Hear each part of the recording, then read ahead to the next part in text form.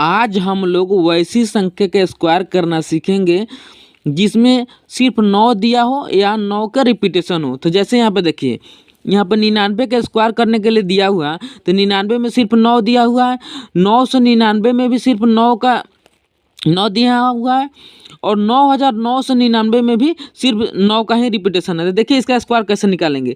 देखिए यहाँ पे 99 में कितना 9 है, 2 ठो। जितना 9 रहेगा, 9 की संख्या जितना रहेगा उससे हम एक कम करके लिखेंगे। तो 9 की संख्या 2 है तो 9 की संख्या में एक कम करके लिखेंगे। तो 9 की संख्या 2 ठो है तो यहाँ पे 9 की संख्या एक करके लिख देंगे, एक कम करके लिखेंगे। अब यहाँ पे 2 ठो 9 था तो 2 के 9 के बदले हम एक कम करके एक 9 यहाँ लिखे। अब यहाँ पे देखिए एक ठो 9 बच गया है, तो एक ठो 9 के बदले पे यहाँ 8 लिख देंगे।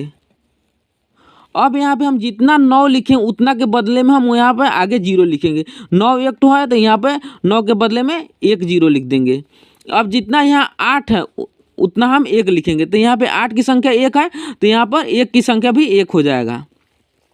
अब देखिए यहाँ पे 999 में 3 ठो 9 है, तो 3 ठो 9 में से 1 ठो 9 कम कर देंगे तो 2 ठो 9 हो जाएगा।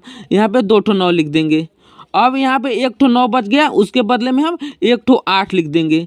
यहाँ पे जितना 9 लिखे हैं उसके बदले में हम उतना 0 लिखेंगे। तो 9 कितना लिखे हैं, 9 की संख्या 2 है तो यहाँ पे 0 की संख्या भी 2 ठो हो जाएगा।